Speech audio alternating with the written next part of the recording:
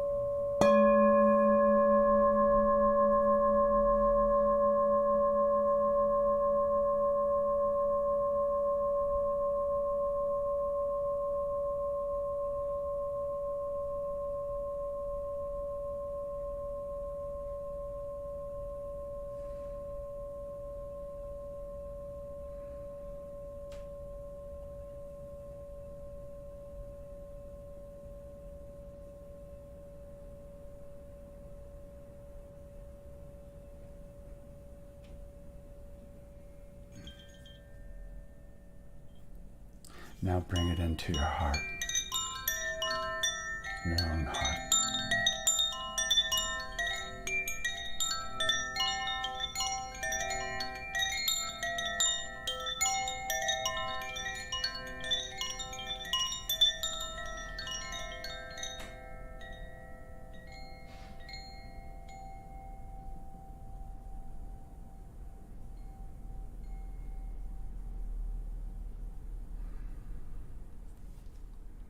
May you be at peace.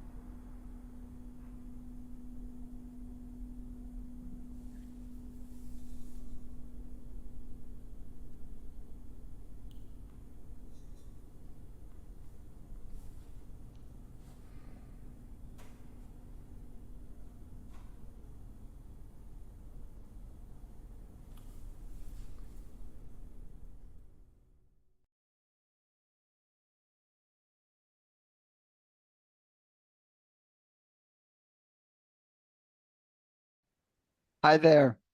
I hope you have enjoyed the conference. For my final presentation, I'd like to go through all the different ways you can use sound for a multitude of specific issues. This information that I want to share with you came from the Medical Sound Association meetings with over 1,000 doctors, where we went through the details of each issue and came up with a treatment plan. This is really uh, very similar to a presentation I did in the conference a couple of years ago, with some details changed, where we've learned more since then. So the basic aspect, as we talked about, is chaotic vibration versus coherent. And this is what that looks like in a cell. When you've got a cell that's frazzled, then it's really not coherent. And actual coherent vibrations can create more coherent cells as well. A lot of the aspects that we talk about are whether the sounds and the music you're doing are activating or calming. For depression, you're going to want more activation or to energize if someone's tired, or if you want to break up stuck energy. Whereas if someone's got anxiety or a very fragile or sensitive person or still in the hospital, even hospice, it's going to be more calming. Whereas we also transmit love with calming sounds. We don't go, I love you, right? It's more, I love you. So often when I look at an issue, I go, okay, does it need more activation or calming? Which is also the basis of Chinese and Ayurvedic medicine as well. And we can categorize all of the instruments, whether they're activating or calming. Gong is really activating. Bagpipes are really activating, whereas a harp is extremely calming. And we can also look at all of the levels of vibration that we talked about on the first day here. Now, the first thing is when you get a diagnosis, you got to be really careful because it's really easy to go into fear. And the fear, it probably kills people way more than the disease, right? Because the second you go into fear, your immune system doesn't work as well, and all types of physiological parameters start breaking down. So it is critical that you do not go into fear. I I had blood clots a few years ago, and I immediately thought it's a done deal. And I imagined the doctor's mouth falling open when I went and talked to them, and it did. It's like when I said the blood clots are gone, they were like, really? Really? So you just have to be disciplined and never go into fear. The treatment plan structure that we have in the Medical Sound Association, we actually go through the details of the issue, and then we go through the approach, which is the conceptual framework of how you're going to approach it based on sound and vibration and based on the actual medical details. Then we have the safety guidelines so we can get it into hospitals, intake questions, which are really important for specific issues, and then the actual sound treatment. Then we throw in some other treatments that you could use, and then when we go over the homework that you can give the client as well. Now, all issues can benefit from peace. So here's the overview of what you could do for everything. Really, everything we do with sound healing, voice and chant and mantra and all the bowls and Tibetan bowls and tuning forks, all the different instruments that can be used, which are hundreds of them for sound healing.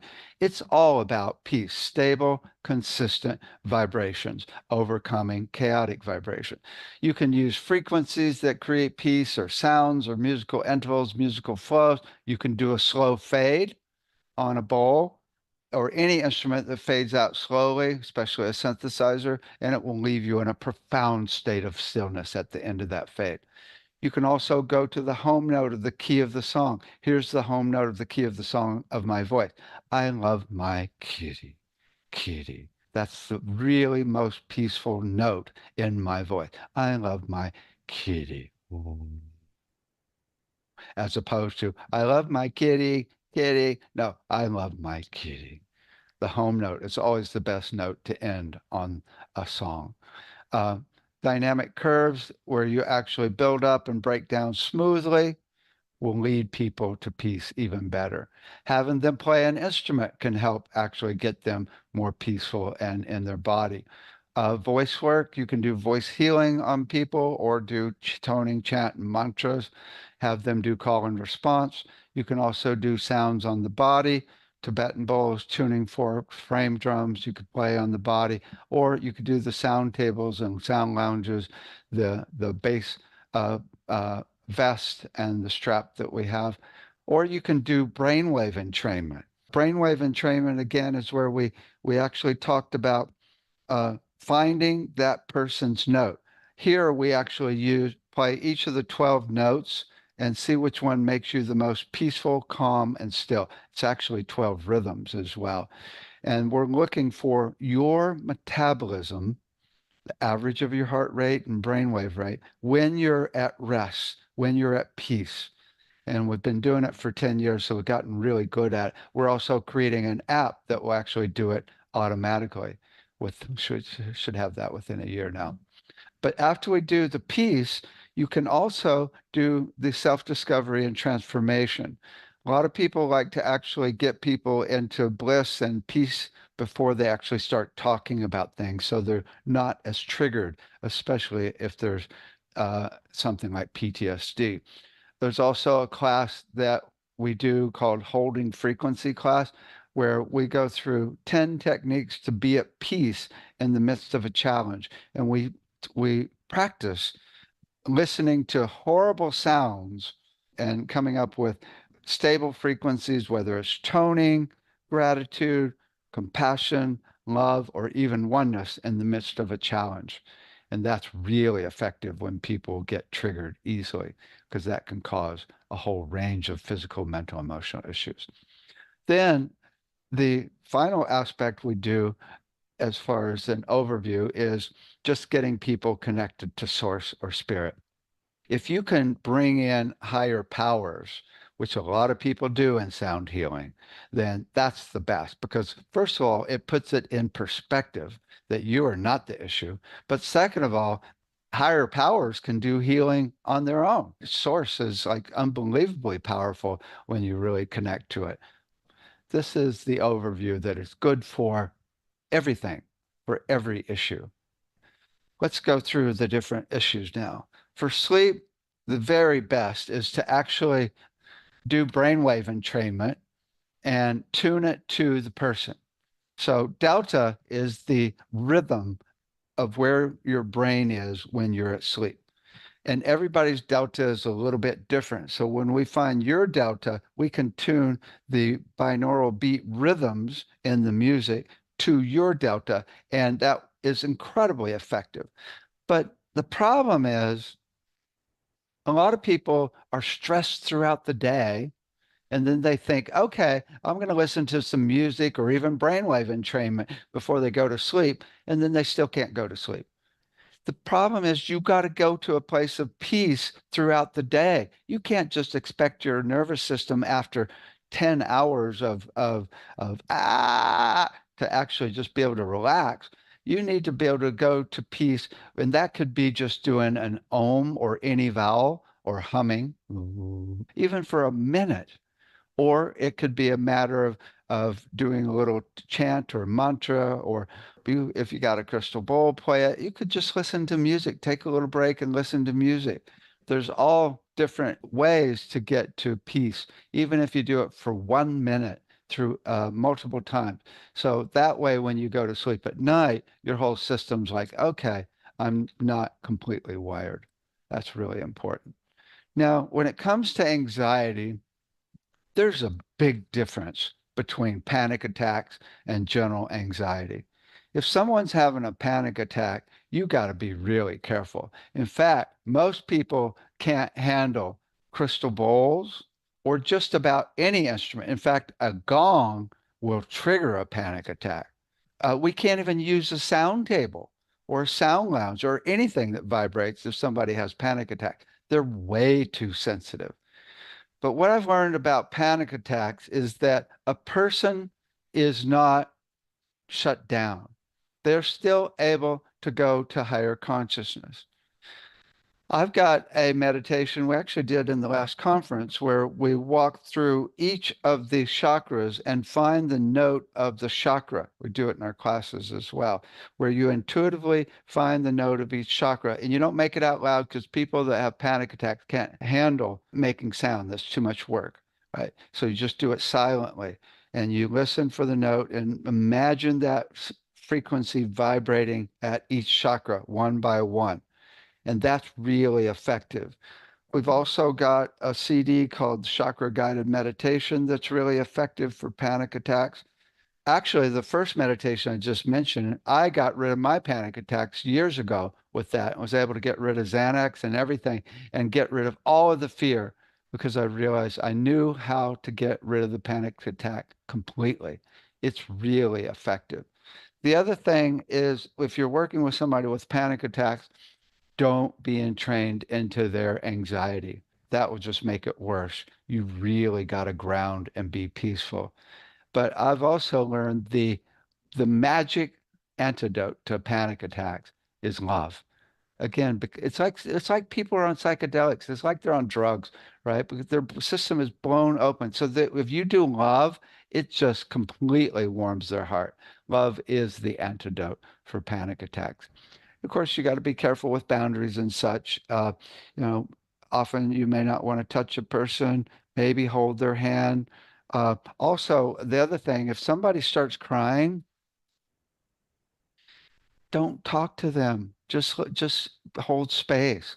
I mean, I've had people go, "Are you okay?" I'm like, "I'll be okay if you just be quiet. I'm releasing now. When I'm crying is the best. So just hold space for them to cry it out, right?" So that's panic attacks, which can be really effective. Again, crystal bowls could be way too much. General anxiety, get them to peace. Now, they could actually maybe handle a gong or crystal bowls because this is a person that's not completely wiped out by the anxiety. So you can get them to a place of peace and then do the self-discovery and transformation and explore the triggers. What causes the anxiety, especially that holding frequency class where they can learn how to be at peace in the midst of any anxiety. The other thing is to get them in their body with sound tables, Tibetan bowls on the body, even crystal bowls on the body can be very cool, or a big drum, frame drum right above the body. Anything you can do to get them back in their physical body. And then, of course, the higher perspective, you are not the anxiety. You're a stable, consistent vibration. So don't identify with the anxiety. Identify with even the witness that is watching the anxiety, because that witness is perfectly still. It has no emotions and it has never has anxiety. The witness is a camera that is perfectly still, and that is your point of awareness. That is you. So those are some good things. The best for ADHD, there's nothing better than brainwave entrainment tuned to your beta. Again, everybody's beta is a little bit different. And when you tune the actual frequencies to your rhythm of beta, then you can completely overcome ADHD. There's 7 different types of ADHD. And the main type of ADHD is that your brain doesn't go fast enough to get into beta to be able to think. So they give people speed to speed up the brain so you can get to that threshold where you can actually think.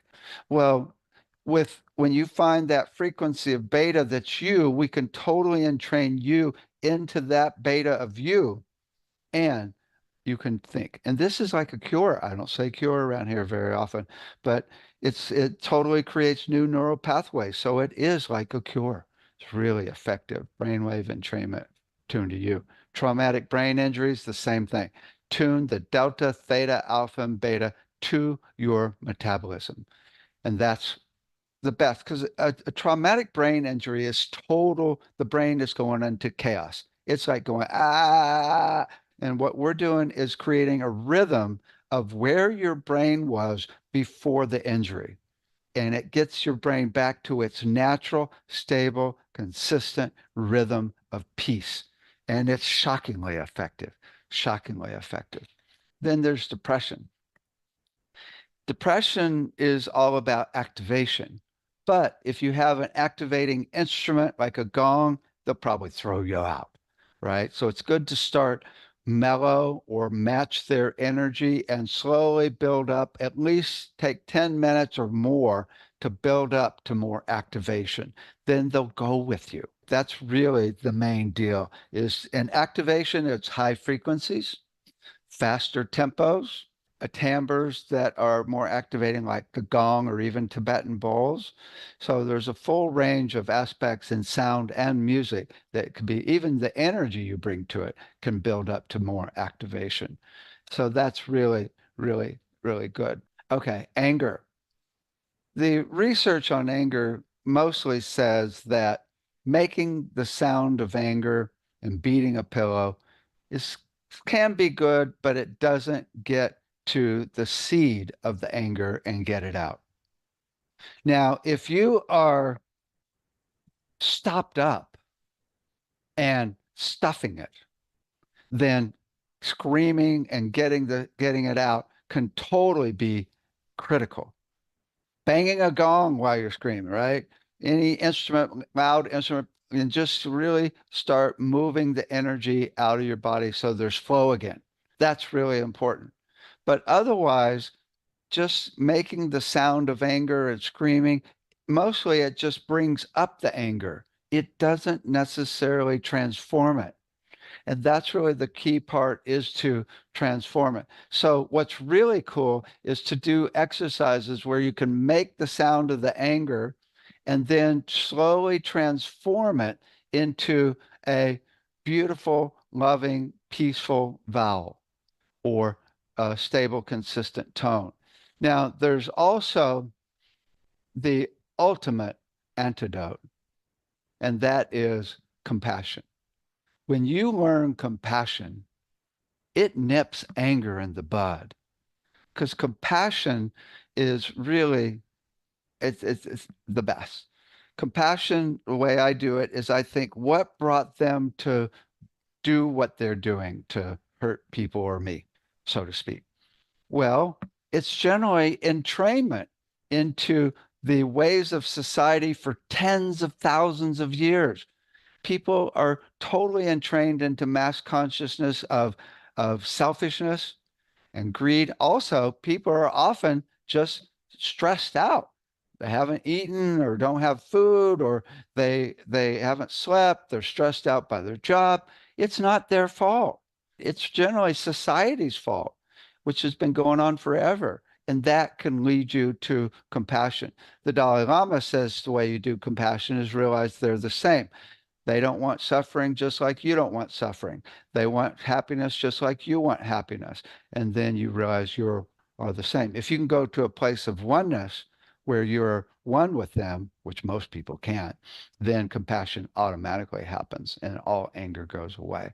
Right? That's where we're headed. So also to be able to set boundaries.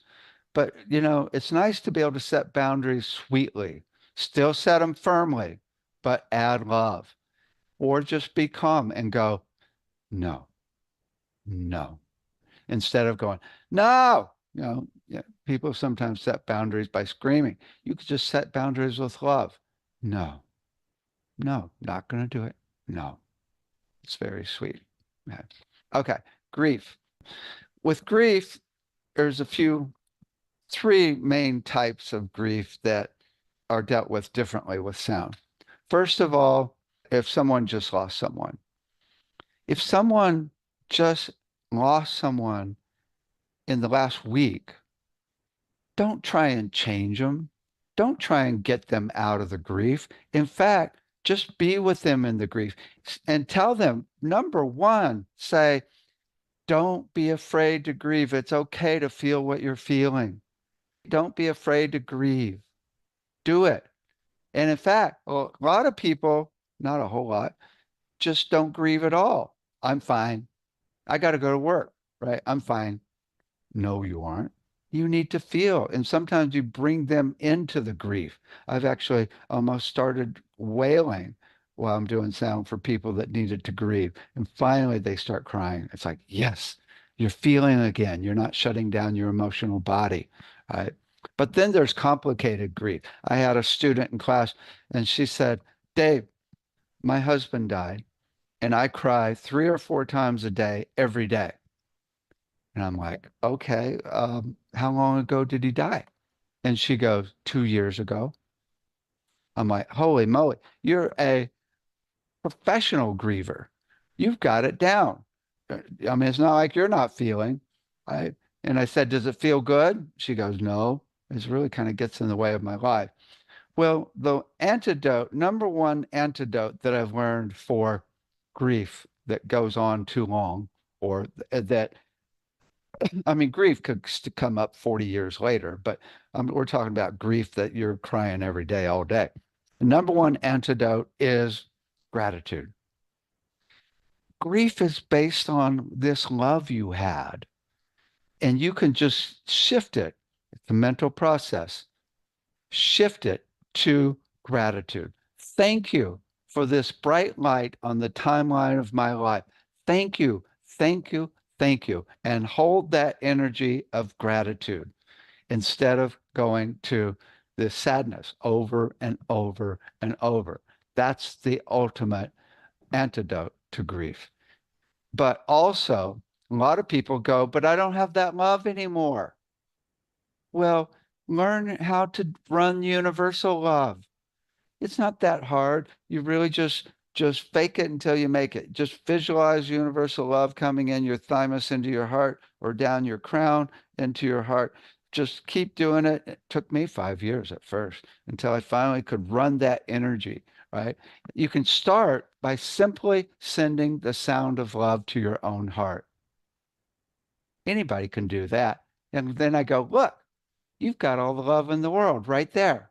Practice that and run your own love. You haven't lost all the love in the world. It's in your own heart still right now, and it's infinite and universal. Pain. Oh my God. Pain, you can actually use music and distraction and often that will help with the pain, but often when you stop, the pain comes back, right? The main thing that's really effective is sound and vibration right on the place where the pain is. If it's not too bad, if it's like serious, you can't put it right on it. You have to put around it.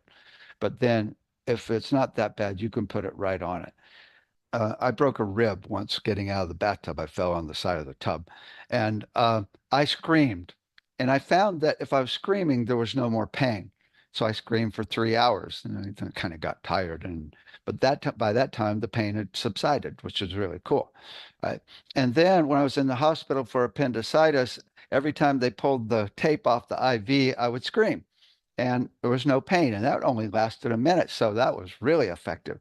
But the nurses said, Dave, you're freaking out the people down the hallway. They think somebody's dying in here. So then the doctor comes in and I go, well, when I scream, there's no pain. He says, no, you know why that is? It's because nerves can only handle one piece of information.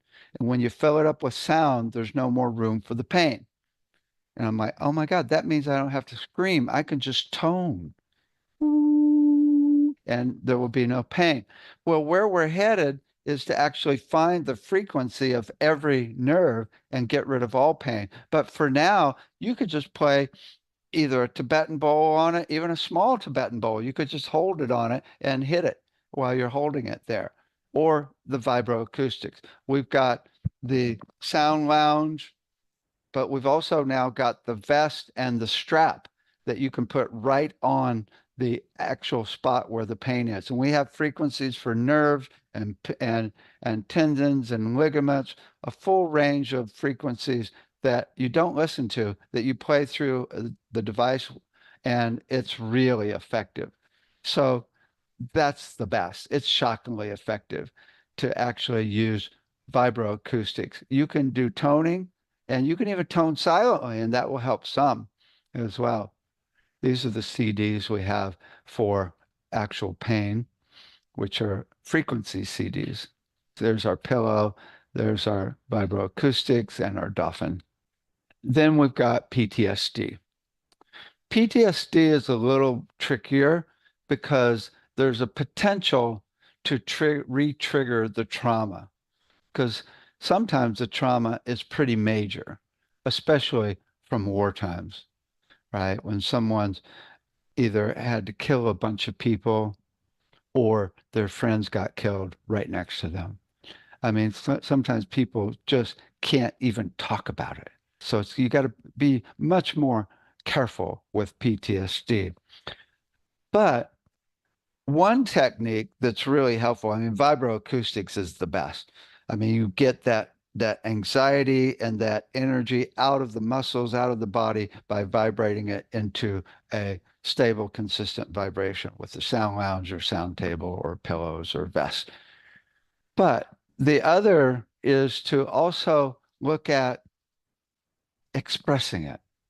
Now, this is a process because, first of all, most people are scared to make sound, and to make the sound of how they're feeling is like weird, even though they did it as a baby. So, the first step is to actually get them comfortable making sound. And the best way to do that is call and response. Make this sound. Ooh. Okay, make it. Ooh. Right. Okay. Now make this sound. Ah. Ah. Okay. You do that for a few weeks until they're very comfortable making sound. Then you go, hey, this is how I'm feeling today. Ooh,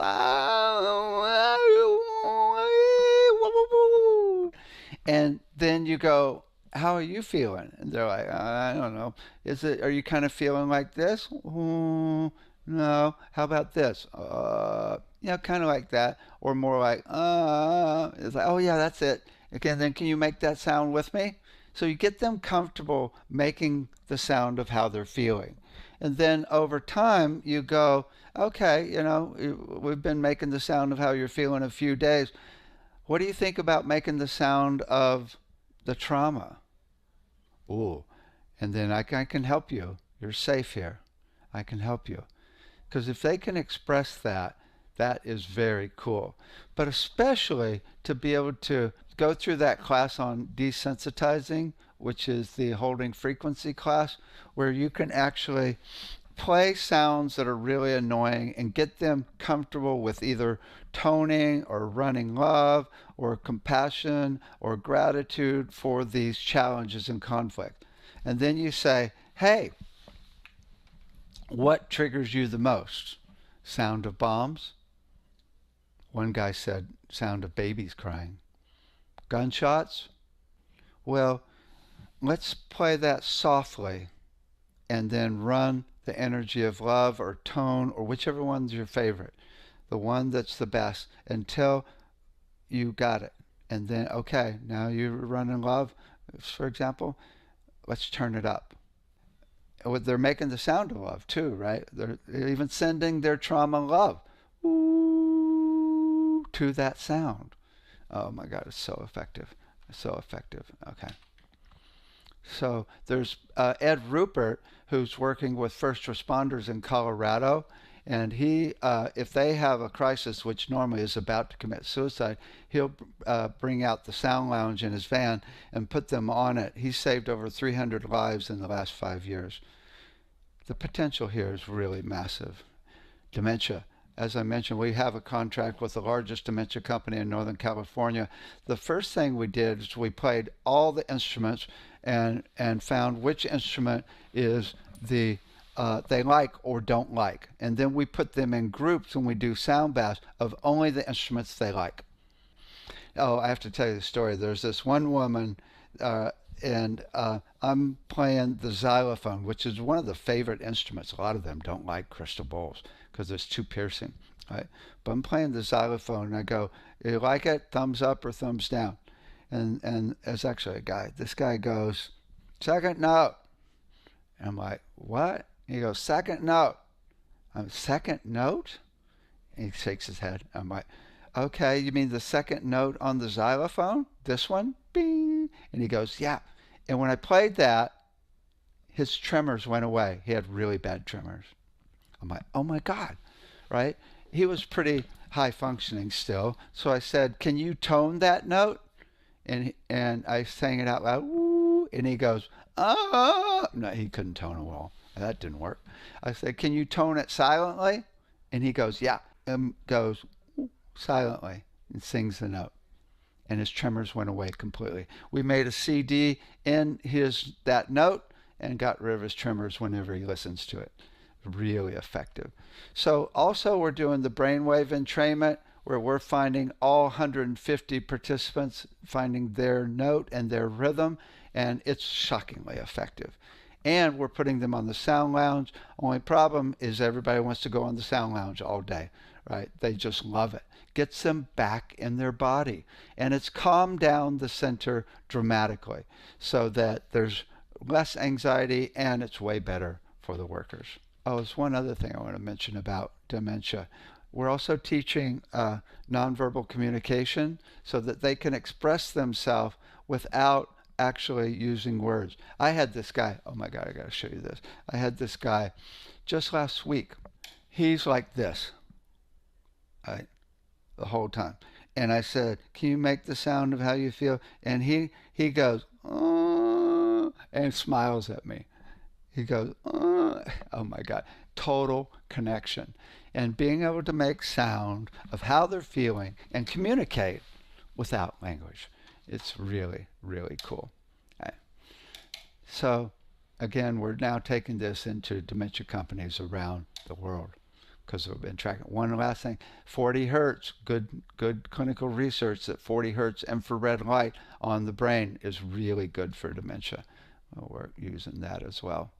Okay, Parkinson's. We did clinical research with a dozen Parkinson's patients, put them on the sound table.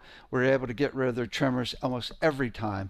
That on average, with the dozen patients, they went from 8 to 2. And when they actually used the vibroacoustics or bought it, they were able to get rid of their meds and not have to, and be able to sleep at night. Really effective, the vibroacoustics. Autism, finding their note is really, really effective. However, it's a big difference between people that are low on the spectrum and high on the spectrum. If they're really low functioning, they can be really sensitive to sound and you can't even approach them. So that can be a problem. But you can actually, sometimes we've actually just placed vibrating pillows in the room and let them gravitate to it. But if they're low on the spectrum, it's actually, they often love music. And again, to be able to teach them nonverbal communication is the deal. To be able to create some connection with sound without having to use words is so cool. They often, if they're high functioning, they often love sound, actually. Okay, addiction. Again, vibroacoustics, sound lounges, sound tables. I've seen dramatic results. It gets the anxiety of coming off the drugs out of their body so they can sleep and so they can be at peace. The main thing I think of with addiction is they are bored because they've lost a connection to spirit. So there's any way you can recreate that connection to source and spirit, that's really, really the best. But sound and music and getting them blissed out and getting sounds on the body, brainwave entrainment is really cool. Because then they're getting back to their peaceful state. Because once they're at peace and blissed out, there's no need for drugs at all. And peace is really tricky because their system is really fragile. They can even create a new lifestyle where they're doing sound a lot. Okay? We just talked to a company that has 60 addiction centers, and now they want to introduce all our vibroacoustics into those addiction centers over the next couple of years. Schizophrenia, oh boy, that's a tricky one. You can do sound on schizophrenia. Peace is always good. But you can do sound one day and it's perfect, and the next day it completely freaks them out. Schizophrenia can be really tricky. Peace is the whole deal. Some people that are psychic say it's entities, and there's ways to get rid of entities. I had this one guy in class years ago, and he was a little animated, little too much. And one day I said to him, I wouldn't normally say this, I said, maybe you got an entity. And he goes, oh yeah. And he said, the general's been inside my body for 10 years. I can't get rid of him.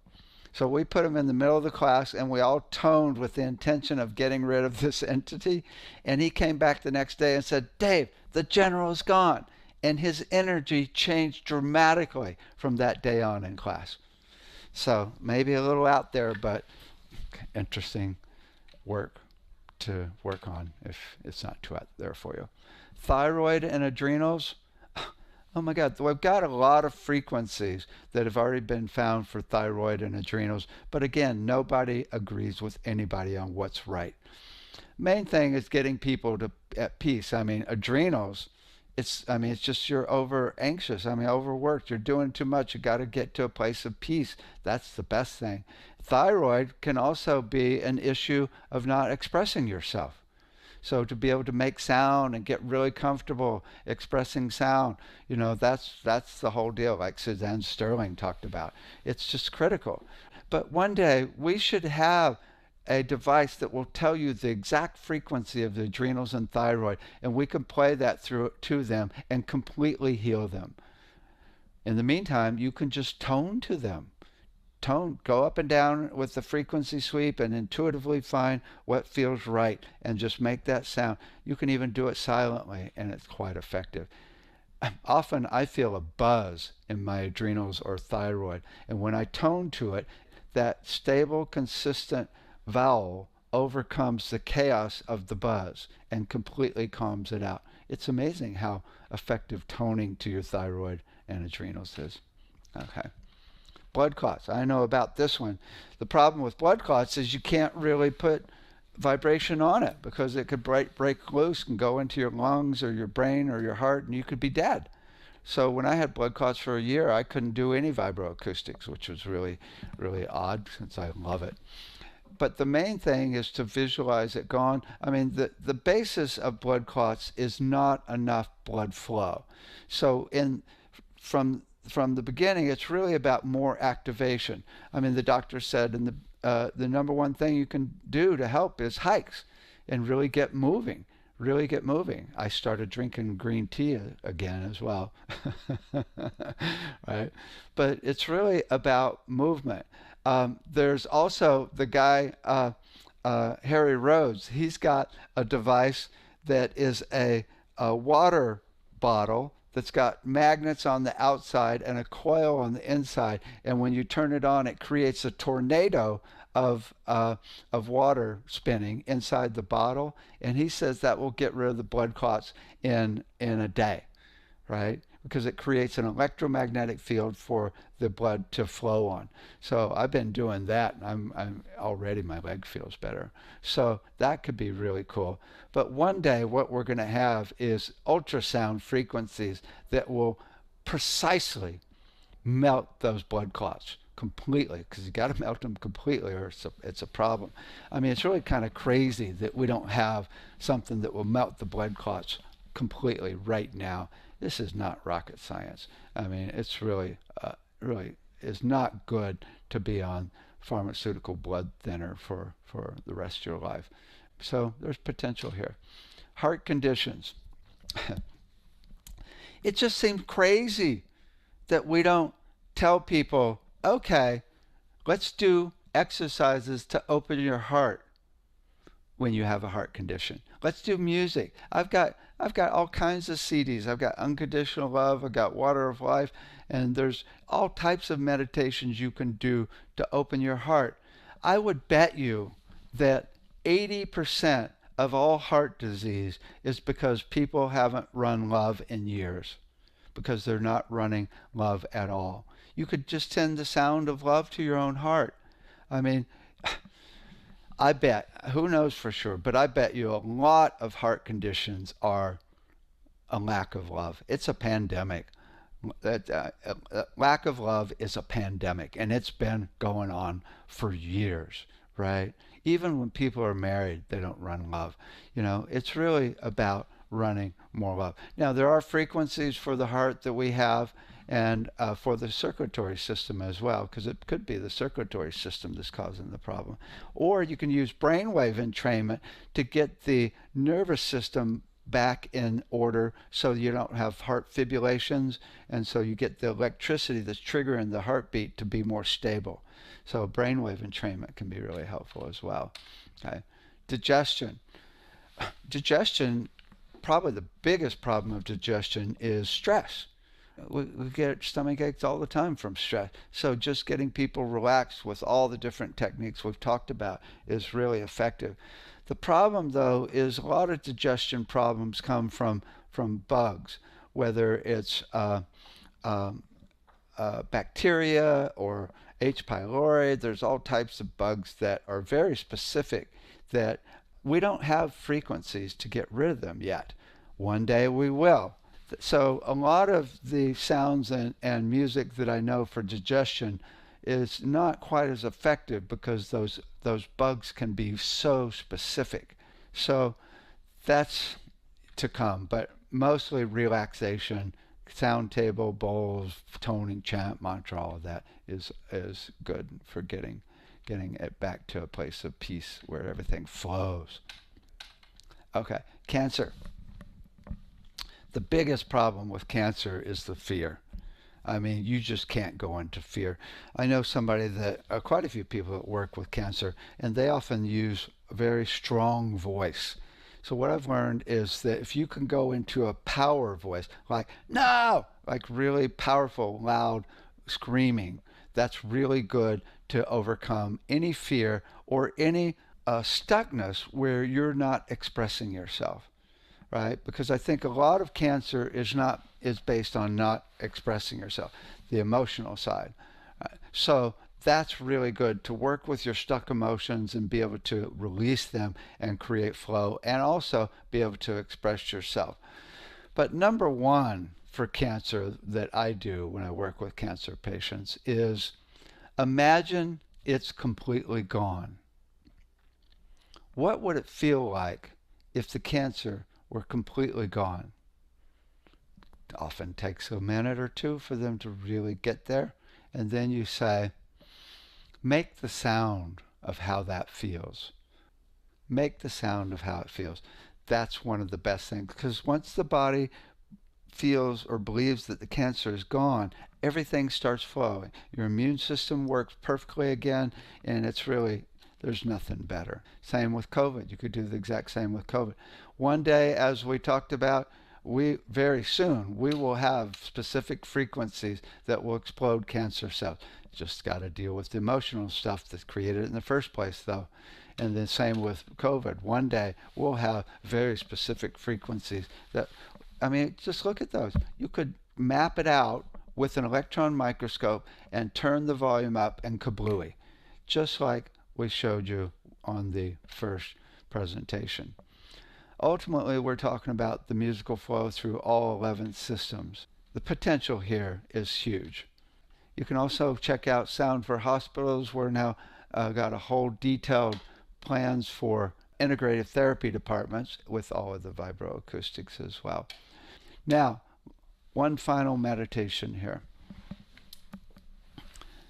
Think about whatever you have going on physically, mentally, emotionally, even spiritually.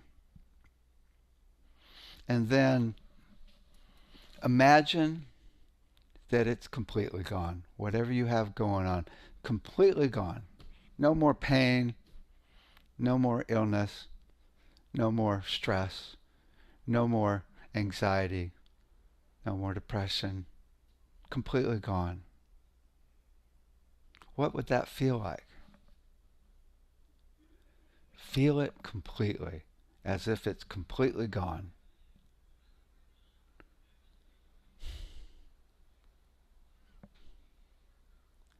Then, if it had a sound, go up and down in your head and try to find a sound that matches this feeling of complete bliss and presence. And then make it out loud.